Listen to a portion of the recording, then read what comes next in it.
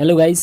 तो आज मैं रिवीजन क्लासेस का तीसरा लेक्चर लेकर आया हूँ, है ना, जिसमें कि मैं पहला चैप्टर का रिवीजन करवा रहा हूँ। तो मैं आज पढ़ाने वाला हूँ आप लोगों को आवेश का, है ना, आवेश के लिए अध्यारोपण का सिद्धांत। ठीक है। तो principle of superposition of charges या फॉर चार्जेस। ठीक है। इससे पहले मैंने क्या क्या पढ़ा रखा है। मैंने पढ़ाया आवेश क्या होता है, आवेश कितने प्रकार के होते हैं, आवेश के क्या क्या गुण होते हैं, फिर आवेश का क्वांटीकरण क्या था, और आवेश वही आवेश संरक्षण का सिद्धांत बताया था। फिर उसके बाद दूसरा लेक्चर में मैंने बताया कूलम्स लॉ का वेक्टर फॉर्म, है ना, और उसमें क्या बताया था, और उसमें कुछ कुछ फार्मूला सब आया था, है ना, वो सब मैंने बता दिया था। और एक चीज़ और, गुरुत्वाकर्षण और विद्युत बल में क्या समानता है क्या भिन्नता है, वो सब मैंने पढ़ा दिया था। आज मैं पढ़ाने वाला हूँ आप लोगों को आवेश के लिए अध्यारोपण का सिद्धांत। ठीक है। Principle of superposition for charges या ऑफ चार्जेस। ठीक है। तो पहले मैं एक बार रिकॉल करा दे रहा हूँ पीछे वाला कूलम्स लॉ का थोड़ा सा, क्योंकि वही यहाँ पे यूज होगा।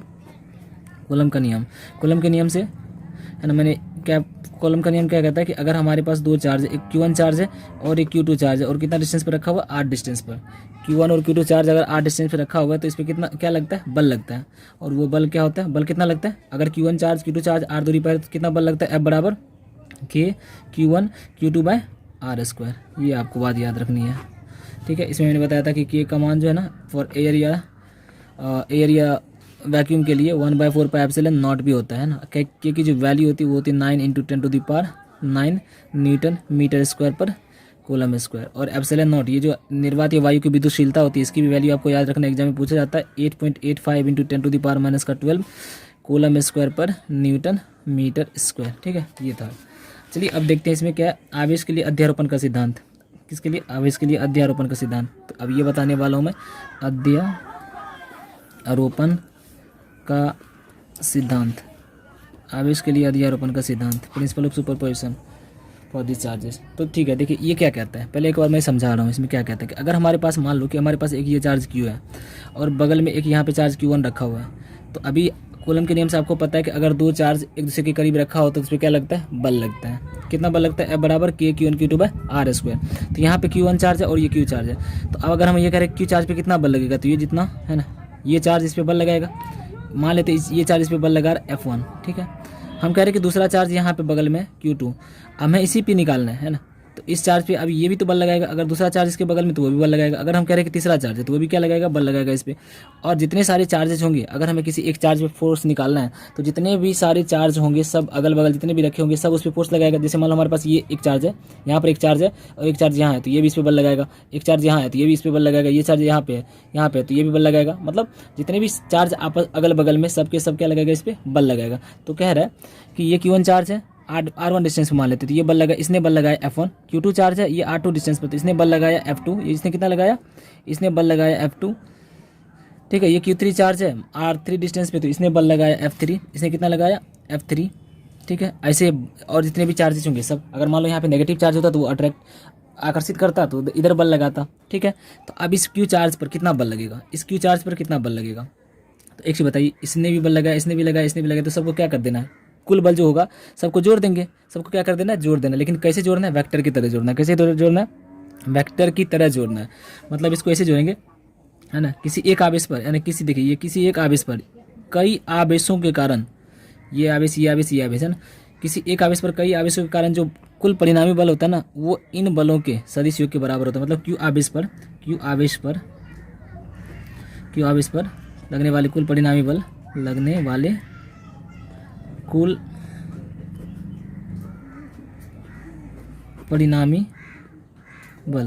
कुल परिणामी बल कितना होगा, F नेट। इस पे Q पर कितना होगा, F1 को भी जोड़ देना, सबको जोड़ देना है, F1 plus F2 plus F3। ये हो गया इसका मतलब। नहीं हो गया कि मान लो अगर ये एक आवेश है और एक आवेश यहाँ पे है तो इसने भी इस पे बल लगाया, इसने भी इस पे बल लगाया। ये वाला चार्ज है दूसरा तो ये वाला भी इस पे बल लगाया, तीसरा है ये भी बल लगाया। तो इस पे कुल कितना बल लगा, तो सबके जितने इसके आवेश, इस आवेश के वजह से जितना बल लगा, इसके वजह जितना लगा, इसके वजह जितना लगा, सबको क्या कर देना, जोड़ देना। सबको जोड़ देना। पर जोड़ना कैसे, वेक्टर की तरह। कैसे जोड़ना, वेक्टर की तरह। तो ये देखिए वेक्टर की तरह जोड़ा गया। अब यहाँ पर F1 की वैल्यू हम निकाल सकते हैं ना। देखिए ये Q1 चार्ज है, Q चार्ज है R1 डिस्टेंस पर, कितना होगा, K Q1 Q bye R1 का स्क्वायर प्लस F2 निकालेंगे तो क्या हो जाएगा, K Q2 Q bye R2 का स्क्वायर प्लस फिर उसके बाद देखिए यहाँ पर ये Q3 चार्ज है, कितना डिस्टेंस पर है, R3 डिस्टेंस पर। यहाँ देखिए Q3 है, यहाँ पर Q है। एक तरह से देखिए ये वाला फॉर्मूला लग रहा है, Q1 Q2 R डिस्टेंस पर है तो ये Q1 Q2 R स्क्वायर। यहाँ देखिए Q1 की जगह Q3 और Q2 की जगह Q है, और इसके बीच का डिस्टेंस कितना R3 है, तो बल कितना होगा K Q3 Q bye R3 का स्क्वायर। ठीक है, यही हो गया हमारा जो नेट बल होगा, यानी कि नेट फोर्स जो होगा उस पर।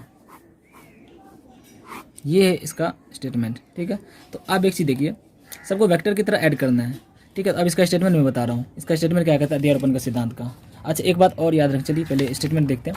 स्टेटमेंट ये कहता है कि देखिए पहले हम इसको बता रहे हैं, किसी एक आवेश पर, इस आवेश पर है ना, किसी एक आवेश पर कई आवेशों के कारण लगाए गए कुल परिणामी बल इन सभी आवेशों के द्वारा उत्पन्न इस आवेश पर लगने वाले जो बल है F1 F2 और F3 तीनों का क्या है, सदिशों के बराबर है। तो वही है कि किसी एक आवेश पर कई आवेशों के कारण लगने वाले या लगाए गए बलों के परिणामी जो होता है, यहाँ पे देखिए लिखा हुआ है स्टेटमेंट क्या है, इस सिद्धांत के अनुसार किसी एक आवेश पर, ये Q आवेश है, किसी एक आवेश पर कई आवेशों के कारण Q1 है, Q2 Q3 यानी कि Qn तक है, कई आवेशों के कारण लगाए गए परिणामी बल इन बलों के सदिश योग के बराबर था। कौन से बल, इन बल, मतलब F1 F2 F3 ये जो है सभी बलों के सदिश योग के बराबर। यहाँ पे लिख लिया कि माना कई आवेश Q1 Q2 Q3 Qn आवेश Q पर बल लगाते हैं, तब Q पर परिणामी बल जो होगा F नेट इक्वल टू क्या होगा, F1 plus F2 plus dash dash dash कितना होगा, Fn तक होगा। बस यही है इसका स्टेटमेंट। ठीक है, अब मैं इस पर एक दो क्वेश्चन आपको करवाऊंगा। वैसे तो इसमें नोट्स में मैंने क्वेश्चन नहीं कराया, पर मैं यहाँ पर एक दो क्वेश्चन करवाता हूँ आपको। और एक बात ये याद रखना है कि ये कहता है कि अगर एक चार्ज Q है और यहाँ पे Q1 चार्ज है, तो ये जितना बल लगा रहे, Q1 चार्ज मान लेते हैं, यहाँ पे F1 बल लगा रहे, तो अगर कोई दूसरा चार्ज Q2 आ जाए ना, तो ये भी अपना बल लगाएगा, लेकिन इसके आने से इस वाले F1 पे कोई प्रभाव नहीं पड़ने वाला है। मतलब force between two charges does not affected by the presence of third charge. मतलब दो चार्ज के बीच में जो फोर्स लग रहा होता है, तीसरे के आने से उन दोनों चार्ज के बीच में कोई प्रभाव नहीं पड़ता है। पर आपको पता है कि अगर डेली लाइफ में ऐसा अगर होगा तो फिर तो हलचल होने वाला ही है, लेकिन ये इसमें कोई फर्क नहीं पड़ता। आपको ये याद रखना है कि कोई दो आवेश पर पहले से जो बल लग रहा होता है, तो तीसरे के आने से कोई प्रभाव नहीं पड़ता है। ठीक है, तो वही बता रहे कि force between two charges is unaffected by the presence of third charges. ठीक है, अब यहाँ से देखिए मैं एक क्वेश्चन करवा रहा हूँ। अच्छा, आपको एक रूल मैं बता रहा हूँ कि वेक्टर वाला, अगर आपने 11th क्लास में पढ़ रखा होगा, मैं बस थोड़ा सा हिंट दे रहा हूँ। अगर मान लेते कि हमारे पास एक वेक्टर ए है और एक वेक्टर बी है, ठीक है, और इसके बीच का एंगल कितना है, थीटा है। कितना एंगल, थीटा। तो ए और बी का जो रिजल्टेंट होता है, जो परिणामी होती है, वो कितना होता है, इसका जो रिजल्टेंट होता है परिणामी आर है ना, या इसको ऐसे बोलते हैं रिजल्टेंट को, ऐसे आर का मैग्नीट्यूड। इसका जो परिणामी होगा ना, वो ए और बी इधर ही कहीं आएगा, है ना। इन दोनों का ए और बी का जो रिजल्टेंट होगा वो इधर ही कहीं आएगा। अगर दोनों की वैल्यू बराबर होगी तो बीचों से आती है, बीचों बीच आती है, नहीं तो फिर जिसकी वैल्यू ज़्यादा होगी उधर की तरफ थोड़ा सा झुका हुआ रहता है। तो हम ये कह रहे हैं कि ए और बी दो अगर वेक्टर है, तो उसका जो रिजल्टेंट होता है, जो उसकी परिणामी होती है, वो कितनी होती है, A² plus B² plus 2AB cos theta. ये फार्मूला होता है। जब दो वेक्टर ए और बी के बीच का एंगल थीटा होता है, तो उसके रिजल्टेंट कितना होता है, A² plus B² plus 2AB cos theta. अगर दोनों वेक्टर के बीच का एंगल 0 डिग्री हो, थीटा बराबर 0 डिग्री हो, तो यहाँ पे कॉस 0 रखोगे, यानी ए और बी कॉस 0 डिग्री का मतलब क्या हो गया, ए और बी दोनों एक ही दिशा में हो जाएगा, तब ए और बी 0 हो जाएगा। तो कॉस 0 की वैल्यू क्या होती है, 1। तो यहाँ पे देखिए कॉस 0 1 हो जाएगा, तो क्या बचेगा, A² plus B² plus 2AB under root A² plus B² plus 2AB। Cos 0 क्या हो गया, 1। तो A² plus B² plus 2AB क्या होता है, A प्लस बी का होल स्क्वायर से रूट हट जाएगा। तो यहाँ से जो रिजल्टेंट आएगा, यानी कि मैग्नीट्यूड जो आएगा, आप इसको ऐसे भी लिख सकते हो या ऐसे भी लिख सकते हो, वो क्या हो जाएगा, A प्लस बी। और अगर थीटा की वैल्यू 180 डिग्री हो जाए, 180 डिग्री मतलब एंटी पैरेलल, एक वेक्टर इधर है एक वेक्टर इधर है, तो 180 डिग्री में क्या होता है, घटा देते हैं। यानी कि इसका जो रिजल्टेंट होगा, देखिए कॉस 180 यहाँ पे रखेंगे, कॉस 180 का मान क्या होता है, -1। कॉस 180 का मान क्या होता है, -1।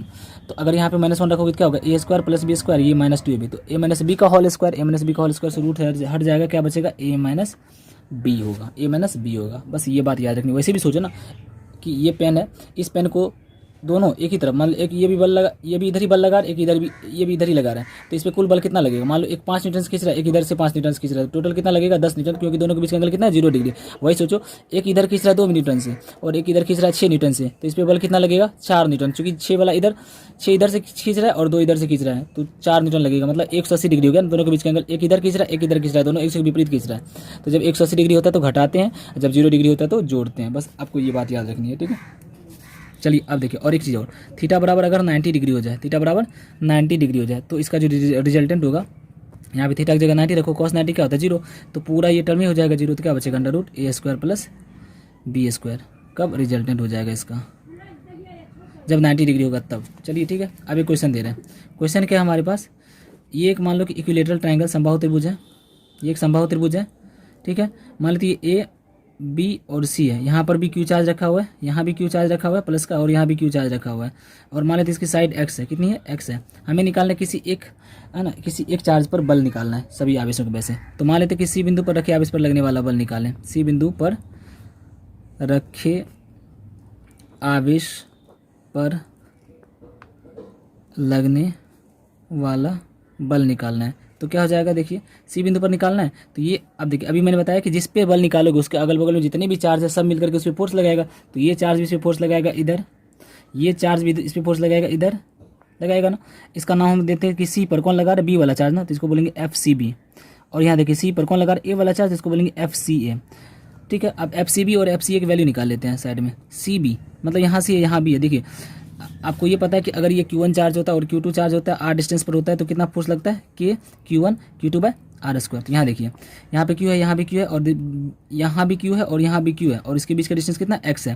तो यहाँ फोर्स कितना लगेगा, के Q1 की जगह Q, Q2 की जगह Q, और R की जगह x। तो क्या हो जाएगा, के Q गुना Q, Q स्क्वायर ना हो जाएगा बाय एक्स स्क्वायर। तो ये हो गया हमारा फॉर्मूला, के Q square by x square, ठीक है। अब इसके बाद एफ सी बी के बाद एफ सी ए की वैल्यू निकालो, ये भी वही आएगी, इसकी वैल्यू वही आएगी, क्योंकि यहाँ भी क्यू है, यहाँ भी क्यू है, और उसके बीच का डिस्टेंस एक्स है। तो क्या हो जाएगा, के Q square by x square. यानी कि देखिए दोनों की वैल्यू बराबर है, एफ सी बी बराबर एफ सी ए बराबर कितना है, के Q square by x square. इसको हम मान लेते हैं एफ, क्या मान लेते हैं, एफ मान लेते हैं, इसलिए मान लेते हैं, अभी समझा रहे क्यों मान रहे हैं। यानी कि एफ सी बी और एफ सी ए की वैल्यू दोनों बराबर है। अच्छा एक चीज़ बताओ, यहाँ पे दोनों के बीच का एंगल कितना है, ये समबाहु त्रिभुज है तो यहाँ भी 60 डिग्री, तो यहाँ भी कितना होगा, 60 डिग्री। अब ऐसा नहीं देखिए, ऐसा नहीं हो गया कि एक वेक्टर ए है एक वेक्टर बी और उसके बीच का एंगल कितना है, थीटा। यहाँ देखिए एक वेक्टर एफ सी बी एक वेक्टर एफ सी ए और उसके बीच का एंगल कितना है, 60 डिग्री है। तो इसका जो रिजल्टेंट होगा कितना होगा, तो डायरेक्ट इस फॉर्मूला पर लगाएंगे, √a² + b² + 2b cos theta. ए की जगह ये, बी की जगह ये, और ये हो जाएगा इस। तो अब यहाँ से ये वाला हम फॉर्मूला लगा देंगे, ए की जगह पे ये रखेंगे, बी की जगह पे ये रखेंगे, और थीटा की जगह 60 डिग्री। तो चलिए यहाँ पे निकालते हैं, तो फॉर्मूला क्या हो जाएगा, चलिए एक पेज इधर से ले लेते हैं, इसी भी देखते हैं क्या। देखिए यहाँ पे हम डायरेक्ट निकालेंगे रिजल्टेंट, यानी कि कुल परिणामी बल, क्या परिणामी बल, सी पर रखे अब इस पर परिणामी बल कितना होगा, सी पर रखे परिणामी बल, तो परिणामी बल कितना होगा, √ इसको बोलते हैं एफ नेट, ठीक है, √ एफ सी बी का square plus F C A का square plus 2 F C B F C A, cos कितना, कॉस 60 डिग्री, ठीक है।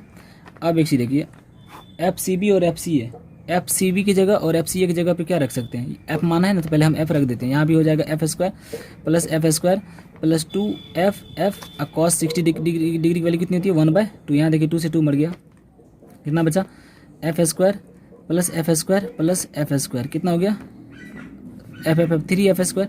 तो क्या हो जाएगा, √3 एफ स्क्वायर मतलब क्या हो गया, √3 इंटू एफ।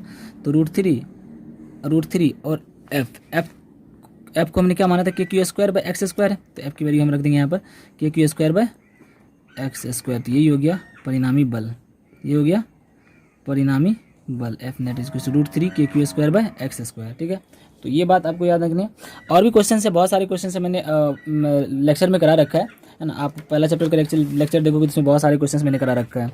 अब एक बस प्रैक्टिस के लिए मैंने करवा दिया, ठीक है। अब नेक्स्ट देखते हैं नोट से, अब आगे पे क्या पढ़ने के लिए। आपको ये बात याद रखनी, किसी एक आवेश पर कई आवेशों के कारण जो बल लगता है ना, वो सभी बलों का सदिश योग होता है किसी एक पर, कुल बल जो होता है, ठीक है। और एक बात और याद रखनी कि जब भी कोई दो आवेश पे बल लग रहा होता है तो किसी कारण से उन दोनों के बीच का जो बल है उस पर कोई प्रभाव नहीं पड़ता है। Force between 2 charges does not affected by the presence of third charge, ठीक है। अब देखो नेक्स्ट क्या है, तो अब नेक्स्ट क्या है देखते हैं। हाँ देखिए अब क्या है, नेक्स्ट है आवेश का सतत वितरण, वही कॉन्टिन्यूस चार्ज डिस्ट्रीब्यूशन। तो चार्ज को हम 3 तरीके से डिस्ट्रीब्यूट कर सकते हैं, 1D में, 2D में और 3D में। जैसे मान लो हम एक लाइन पे डिस्ट्रीब्यूट करेंगे तो देखिए इसको हम बोलेंगे रेखीय चार्ज डिस्ट्रीब्यूशन, है ना, मतलब लीनियर चार्ज डिस्ट्रीब्यूशन। अगर हम इसको सरफेस पे पृष्ठ पर करेंगे तो उसको बोलेंगे पृष्ठीय चार्ज वितरण, ये हो गया। और एक अगर किसी के वॉल्यूम में कर देंगे तो हो जाएगा वॉल्यूम आयतनिक आवेश घनत्व, मतलब वितरण हो गया। एक तरह से पहले वितरण बता, डिस्ट्रीब्यूशन हो गया। ये लाइन पर है तो लीनियर चार्ज डिस्ट्रीब्यूशन, ये पृष्ठ पर है तो सरफेस चार्ज डिस्ट्रीब्यूशन, और ये है वॉल्यूम में तो ये हो गया वॉल्यूम चार्ज डिस्ट्रीब्यूशन। लेकिन इस चार्ज के घनत्व के आधार पे ना इसको 3 भागों में बांटा है। पहला है रेखीय आवेश घनत्व, 3 भागों में बांटा है। पहला है रेखीय आवेश घनत्व, जिसको हम लैम्डा सूचित करते हैं। किससे सूचित करते हैं? लैम्डा से, ठीक है। दूसरा है पृष्ठीय आवेश घनत्व, पृष्ठीय आवेश घनत्व। तीसरा है पृष्ठीय आवेश घनत्व को सिग्मा सूचित करते हैं। किससे? सिग्मा से। इसको बोलते हैं सिग्मा, इसको बोलते हैं सिग्मा, इसको क्या बोलते हैं? Lambda, lambda. तीसरा जो होता है वो होता है आयतनिक आवेश घनत्व, वॉल्यूम चार्ज डेंसिटी। तो आयतनिक आवेश घनत्व तीसरा ये है। और आयतनिक आवेश घनत्व को डिनोट करते किससे? रो से। इसको क्या बोलते हैं? रो, ठीक है। तो देखिए जो रेखीय आवेश घनत्व होता है वो क्या होता है? किसी जब किसी रेखा पर आवेश वितरित होती है, किसी एक लाइन पर चार्ज डिस्ट्रीब्यूट होती है, तो चार्ज पर यूनिट लेंथ को जो बोलते हैं ना, रेखीय आवेश घनत्व बोलते हैं। किसको? चार्ज पर यूनिट लेंथ को, प्रति एकांक आवेश घनत्व को। तो यानी कि लैम्डा बराबर क्या होता है? डायरेक्ट आपको याद रखना, लैम्डा बराबर होता है Q/L। लैम्डा बराबर Q/L। अगर मान लेते हैं L लंबाई है, इस पे चार्ज टोटल कितना है? Q है। तो लैम्डा बराबर Q/L। इसका मात्रक क्या हो जाएगा? रेखीय आवेश घनत्व का मात्रक क्या होगा? कूलम प्रति, आवेश का मात्रक कूलम, लंबाई का मात्रक मीटर, तो इसका मात्रक क्या हो जाएगा? कूलम प्रति मीटर। पृष्ठीय आवेश घनत्व कि जब आवेश है ना, जब जैसे ये देखिए पृष्ठीय आवेश घनत्व ये हो गया कि जब आवेश किसी के पृष्ठ में है ना बांटा होता है, ये तो होता है चार्ज पर यूनिट एरिया जो होता है ना, यूनिट एरिया में जो चार्ज का डिस्ट्रीब्यूशन होता है उसी को बोलते हैं पृष्ठीय आवेश घनत्व। पृष्ठीय आवेश घनत्व क्या होता है? सिग्मा बराबर Q/A। देखिए रेखीय में लंबाई हो गया Q/L, पृष्ठीय में क्या हो गया? Q/A। Charge per unit area, ये हो गया charge per unit length excuse me. तो अब इसका यूनिट क्या हो जाएगा? मात्रक। इसका मात्रक हो जाएगा, ये एग्जाम में पूछा गया। तो पृष्ठीय आवेश घनत्व का मात्रक क्या होता है? देखिए ऊपर में कूलम और नीचे में मीटर स्क्वायर, क्योंकि क्षेत्रफल है तो इसका मात्रक होता है कूलम प्रति मीटर स्क्वायर, ठीक है, कूलम प्रति मीटर स्क्वायर। फिर उसके बाद क्या? आयतनिक पृष्ठ आवेश घनत्व। आयतनिक आवेश घनत्व क्या हो जाएगा? आपको पता चल रहा है कि जब चार्ज किसी के आयतन में बांटा हुआ हो ऐसे, तो प्रति एकांक आयतन में जो आवेश होता है ना उसी को बोलते हैं आयतनिक आवेश घनत्व। मतलब ये होता है कि चार्ज पर यूनिट वॉल्यूम। देखिए रेखीय आवेश घनत्व क्या है? Charge per unit length. पृष्ठीय आवेश घनत्व क्या है? Charge per unit area. और ये आयतनिक आवेश घनत्व क्या होगा? चार्ज पर यूनिट वॉल्यूम, प्रति एकांक आयतन में वॉल्यूम में आवेश। ये हो गया प्रति एकांक क्षेत्रफल में आवेश, ये हो गया प्रति एकांक लंबाई में आवेश का जो घनत्व है। अब यहाँ देखिए क्या हो जाएगा? ये रो बराबर क्या होगा? Q/V। रो बराबर Q/V। रो बराबर ये देखिए सिग्मा बराबर Q/A। पृष्ठीय में Q/A, रेखीय में Q/L और आयतनिक में Q/V। इसका मात्रक क्या हो जाएगा? मात्रक हो जाएगा कूलम पर मीटर क्यूब। तो मात्रक हो जाता है कूलम प्रति मीटर क्यूब। तो यही था है ना आवेश का वितरण। तो चलिए देखते हैं, एक बार बता रहे हैं कि रेखीय आवेश घनत्व तो क्या होता है कि जब आवेश का वितरण एक रेखा पर हो तो प्रति एकांक लंबाई आवेश की मात्रा को क्या बोलते हैं? रेखीय आवेश घनत्व बोलते हैं। वही है charge per unit length is called linear charge density.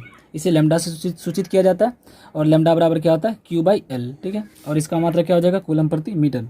Next क्या देखिए?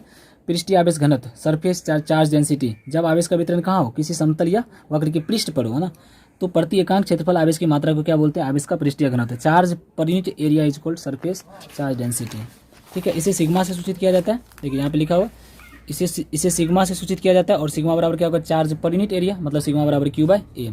इसका मात्रा क्या होगा?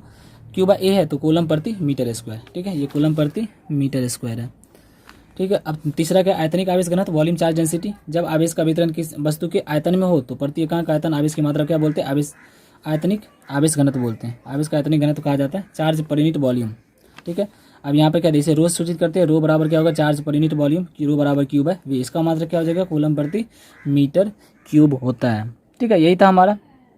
अब इसके बाद क्या देखिए, अब जो इस टॉपिक को इतना ही रहने देते हैं, क्योंकि हम अगला जो टॉपिक लेके आएंगे वो विद्युत क्षेत्र पे पूरा रहेगा। तो चलिए आज का लेक्चर यहीं पे समाप्त करते हैं।